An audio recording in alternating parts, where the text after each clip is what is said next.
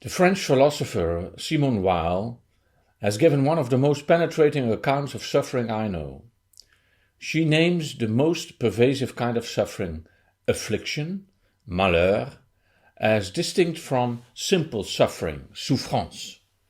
Affliction is, I quote, quite a different thing from simple suffering. It takes possession of the soul and marks it through and through with its own particular mark, the mark of slavery. Affliction is an uprooting of life, a more or less attenuated equivalent of death, made irresistibly present to the soul by the attack or immediate apprehension of physical pain. There is no real affliction unless the event that has seized and uprooted a life attacks it, directly or indirectly in all its parts, social, psychological, and physical. The social factor is essential. There is no real affliction unless there is social degradation or the fear of it in some form or another. End quote. Deep suffering isolates people. They are unable to find words how they feel. Others cannot understand what they are going through. They feel rejected from the human community, and the feeling is probably justified. Everybody despises the afflicted to some extent, Simone Weil writes, although practically no one is conscious of it. End quote. Suffering reifies, imprisons you in your body, takes away your human dignity. Deep suffering also makes people feel guilty, despising themselves, feeling themselves too much of a burden.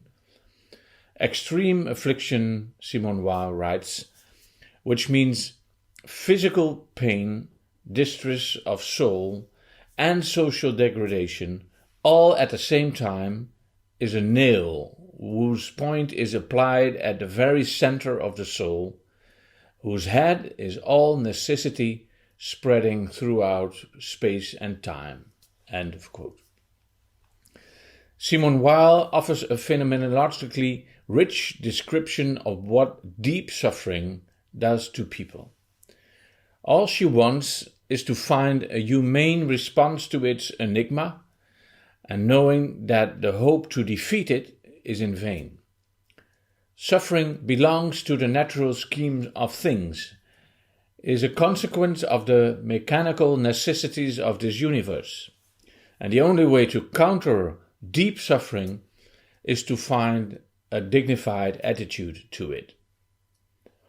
Keep loving, be present, and surround the sufferer with attention and compassion, as once tried by the biblical friends of Job. Because, I quote Simone Weil, if the soul stops loving, it falls, even in this life, into something almost equivalent of hell. And reading lines like these today, they seem a bit outdated, a language typically belonging to the existential humanism of the first half of the 20th century. And the organizers of this conference, they were apparently trying to reintroduce some of that existential gravity into the discourse on aging, introducing the vocabulary of the darker side of aging and despair. And I suppose that they didn't want to spoil the party of positive or successful aging with that, or show the pessimistic flip side to the sunny expectations of life extenders like Aubrey de Grey. It's not a matter of pessimism against optimism that is at stake here, I guess. Darkness against light, a glass that is half full or half empty. The question on the table, as I understand it, goes deeper. Is aging still an existential affair?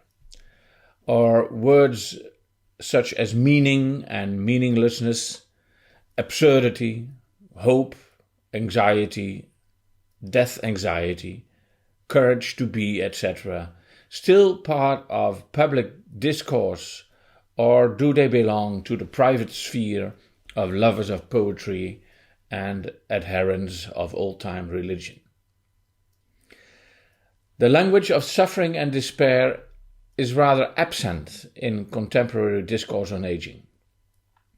I suggest this is so because in our technological culture, a reductionist, a hedonist understanding of suffering has emerged, in which old age is regarded as an inconvenience to be eliminated. We don't need to despair any longer of aging as soon as we eliminate the suffering of aging. Old age becomes synonymous with unnecessary suffering and should therefore be banned as a meaningful stage of life in its own right. The idea is pervasive in contemporary discourse, even when it's not expressed as radically as in transhumanism, for example. I shall conclude the first part of my contribution by defending the opposite, contending that as far as we can see, both aging and suffering indissolubly belong to the human condition. Therefore, the question remains how to respond to inevitable suffering in aging, acknowledging that old age is still a meaningful trajectory in the life course. And the second part of my contribution offers some thoughts on that. But first, the suffering of aging. Aging is a disease. Disease is suffering, and suffering should be minimized. I'm quoting Aubrey de Grey from a 2015 interview in the train that will bring him to Groningen University, where I teach, and where he is going to deliver a lecture that I will attend to. His research foundation investigates the proposal that even if we do not know the underlying mechanisms of aging, if we can engineer the reversal of all the major molecular and cellular changes that occur with age, we will be able to reverse aging and rejuvenate ourselves. According to de Grey, I quote him, when we get these therapies, we will no longer all get frail and decrepit and dependent as we get older, and eventually succumb to the innumerable ghastly progressive diseases of old age. We will still die, of course, from crossing the road carelessly, being bitten by snakes, catching a new flu variant. It was clearly an interview in pre-corona times, but not in the drawn-out way in which most of us die at present, end of quote. There are many stories, de Grey tells the Dutch interviewer on his way to Groningen. There are many stories trying to convince that it is good to age and die. They are eagerly sold because they teach us to live with our mortality, but they are myth, invented to set us at rest, end of quote. And de Grey delivered his lecture for an audience of natural scientists on the occasion of the memorial dedicated to one of Groningen University's distinguished physicists. But even this audience, natural scientists, raises critical questions like, how about the meaning of life when it's no longer finite? Won't we become tired of ourselves after a couple of 100 years? Will we have to change partners? Do we still have children? And will we still creative and come up with new ideas? The same well-known objections de Grey easily countered, one after the other, with, we're going to fix it. Only the physicist's widow in her advanced 80s, present at the occasion, she was able to bring him to silence when she stood up and acclaimed, but Mr. de Grey, I have had a beautiful life. I don't even want to become 100. It's easy to make a caricature of de Grey and exaggerated expectations. He says, for example, that the first person to live to 1000 might be 60 already. The real problem is not whether he can make his promise true, but the program hidden in this short sentence, still echoing in my memory: we're gonna fix it. Existential questions are translated into practical problems, for which a technological solution is sought. This also applies to suffering. The technological reduction of suffering is mediated by a hedonistic ethic, defining good and evil in terms of experiential pleasure and pain. The popularity of best-selling author Yuval Noah Harari reveals how the trust in technological answers for existential questions spreads around the globe. Aging is a disease, disease is suffering, suffering should be minimized, so aging should be eliminated. This argument that aging is a bad thing to be avoided, is evident in transhumanism, but can also be assumed at the background of other, less radical discourses in the field of aging, both in science and popular culture. Aging is a kind of suffering we should try to escape. The emergence of gerontology as a scientific discipline in the early 20th century was permeated by the sentiment that later life is a tragedy to be avoided. Gerontology no longer took aging for granted as a fact of life, but conceptualized it as a problem to be solved. Gerontological paradigms that are explicitly normative, such as successful aging, healthy aging, active aging, productive aging, they offer an optimistic and activistic view of what old age can be. It tells people that whoever they are, successful aging, mostly defined exclusively in terms of physical and mental vigor, can be attained through individual choice and effort. With a focus on prevention, elderly policies of governments and international health organizations joined in a powerful political coalition willingly adopt these paradigms, glad that their strategies have been scientifically legitimated by gerontological science. Emphasis is laid on self-management, on prevention and empowerment. In the risk society, old age is considered to be a personal risk instead of a common fate.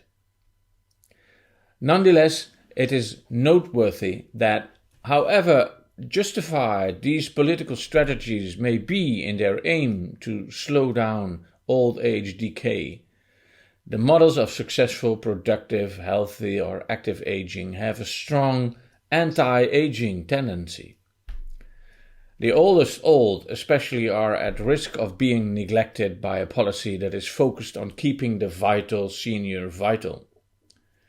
How can we respect age if we do everything in our power to deny it? Critical gerontologists Martha Holstein and Meredith Minkler ask. I quote, "What most assume as a matter of course in youth and middle age, that is, health and activity, cannot be the critical measure of success in old age," they rightly object. As Chris Gillett writes, successful old age is old age without old age. Positivistic gerontology and healthcare policy presently join together in trying to concentrate the bulk of physical and mental decline in old age into the shortest period, so-called compression of morbidity. They work on better aging.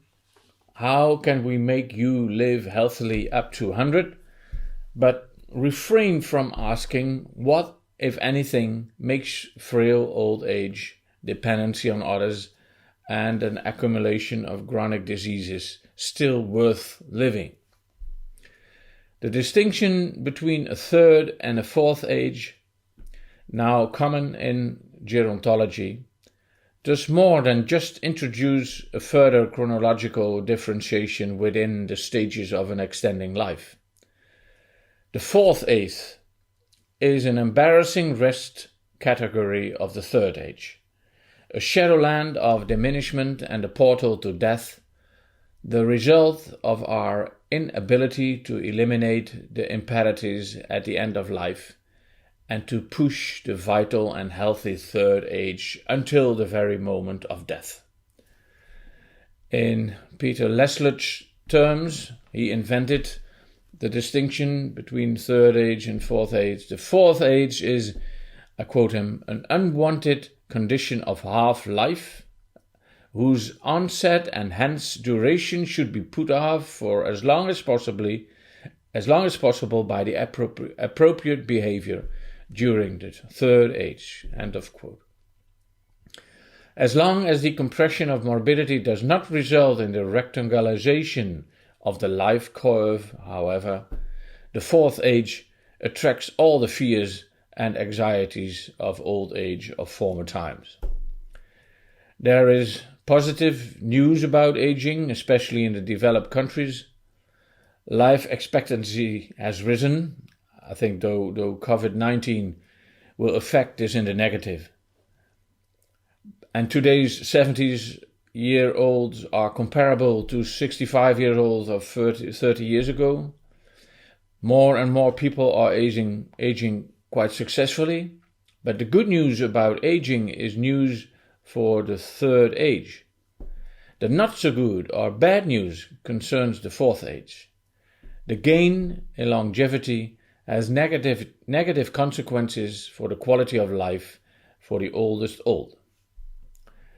And transhumanists, and let's call them happy gerontologists, they may reply that that's only a transitional phenomenon and that biotechnology will produce more positive results. The prospects of a radical modification of the human condition, however, are not very realistic, given the complexity of the relationship between genetics and aging. We will have to reckon with the inherent incompleteness in the overall biogenetic architecture of the human life. Our biogenetic makeup, chronically incomplete, simply reaches its limit at the end of the lifespan. Good exercise, healthy food, social support, loving relationships, they do help us to grow old better, but they don't guarantee an old age without suffering. One runs the risk of getting one of the multiple degenerative diseases, such as the typical illnesses of cancer, heart disease, diabetes, arthritis, strokes, Parkinson's, mental disorders, or the most feared dementia, and then all of a sudden, as the result of a silly fall in the bathroom, one can collapse from frailty into the fourth age. Bad luck that can happen to anyone. One can prepare for a good old age, but one can never be sure of avoiding its bad aspects. That is what makes frailty so dreadful. The fourth age is the bitter fruit of an apparently victorious pact between gerontology and policy in pushing the physical and mental infirmities of old age further backwards in the lifespan, allowing a vital third age for many elderly people without the decrepitude of old age.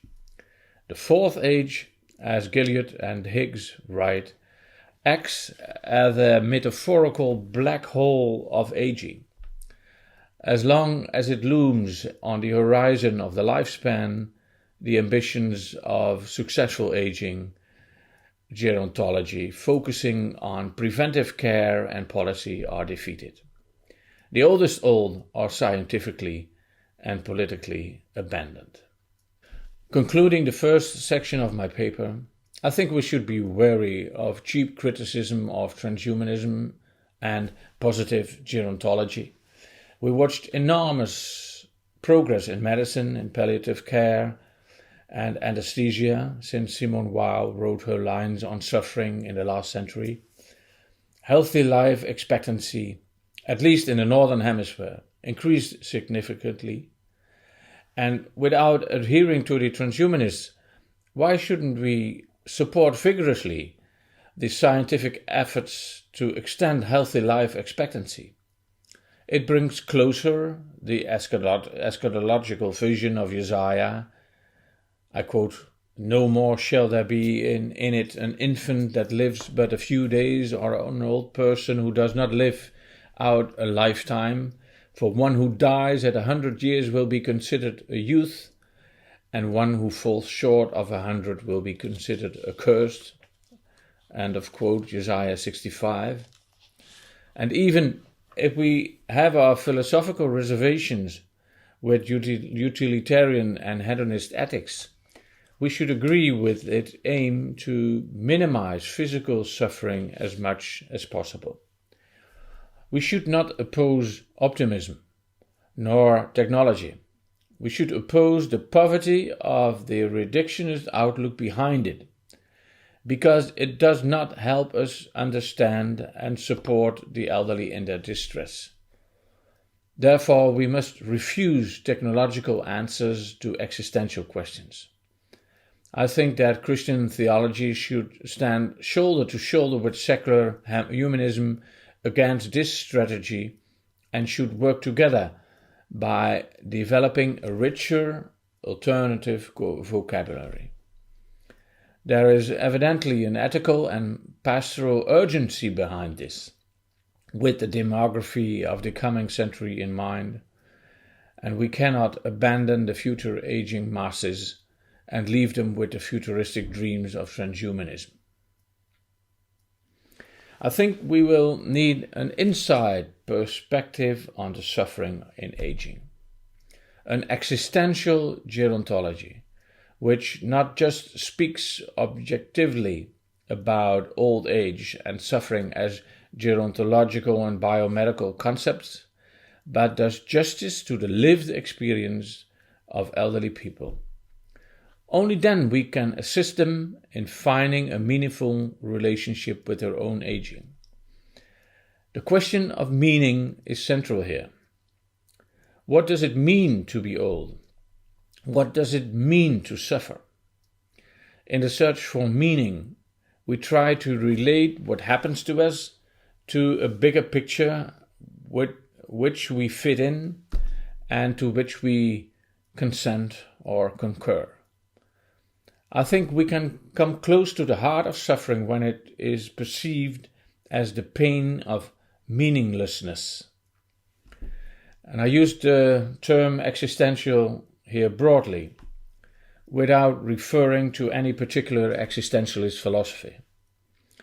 Existential as a philosophical perspective, as I understand it, it stands for the recognition that we are situated subjects, embodied beings in the world, living in time.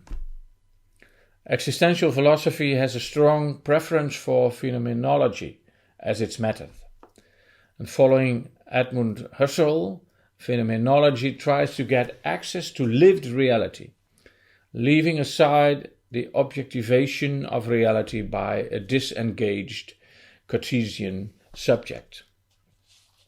Husserl's student, Maurice Merleau-Ponty, refrained from drawing far-reaching ontological conclusions about life's overall meaninglessness, or as existential philosophers like Albert Camus phrased it, its absurdity.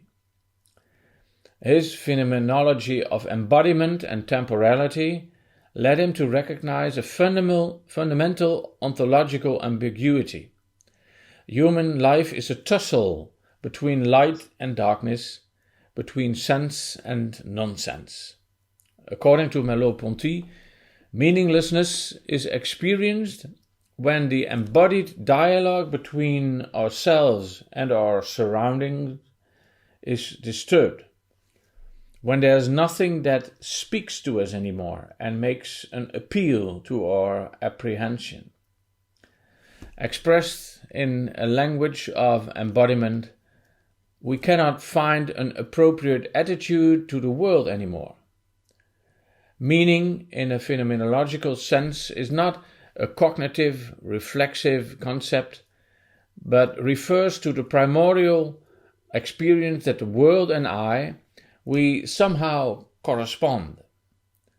And growing old successfully then is about conquering meaning in the face of impending meaninglessness in old age, when our moral agency and social identity are under pressure. An existential ethics of aging inquires how a meaningful dialogue between frail and vulnerable human bodies and minds on the one hand, and the world into which they are thrown on the other, can be kept going as long as possible, until the very last breath. Bernard Valdenfels, a student of Merleau-Ponty, he took up the challenge to find an adequate conceptual vocabulary for the character and the dynamics of this relationship in what he calls a responsive phenomenology. Waldenfels depicts human beings as quintessentially responsive. We respond to the world with all registers of our bodily experience, with gazes and gestures, with words and silence. Our agency thus starts not in ourselves, but outside us. Its origin lies elsewhere. I quote, "When responding, we are always incited, attracted, threatened, challenged, or appealed to by a something or a somebody." End of quote. Responsiveness refers to a fundamental ontological dimension of the human predicament. The inevitability of responding is an important aspect of responsivity. We cannot not respond to the call of the other. We remain embodied beings until the moment of our death, responding to the other in its strangeness, trying to maintain a meaningful dialogue between ourselves and the world. And in everyday situations, our responsivity is highly ritualized through conventions and habits. The demands of our body, the world and others on the one hand, and our response on the other, they seem to interact playfully like a harmonious dancing couple in normal situations. There is a sense of an ordered world and a sense of an integrated self responding to it. But then we get sick or someone we love dies. Our presence is no longer appreciated, doors are closed, we're struck by an overwhelming otherness or alienness, Fremdheit, a disruptive violence we don't know to respond to. I think we are close to the heart of suffering if we phrase it in terms of the broken dialogue between self and world. Suffering is the felt impossibility to go on, the experience no longer being able to respond to the pain, the needs, the whims of our body, or the experience that the world has become an inhospitable place for me, and that I'm a burden to it. Suffering is the embodied experience of the broken dialogue between the self and the other.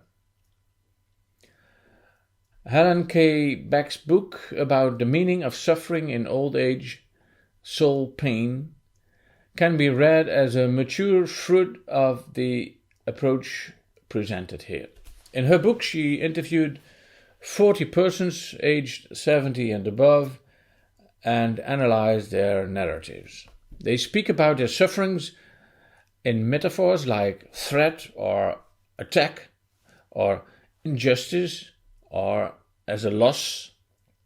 They experience suffering as an endangered relationship between themselves and the world. In analyzing their stories, Helen Black discovers how cultural contexts determine the communication of suffering, how gender plays a role in its expression, and how suffering always implies embodied pain, and how pain is also experienced in witnessing the physical agony of others, how suffering entails social degradation and alienation, and how each person copes in a unique way with his or her suffering, depending on the life she or he lived until now. And her reflections acknowledge the complexity and the multidimensionality of suffering. Nevertheless, despite the uniqueness of the stories of the elderly, she perceives emerging patterns in the respondents' narratives.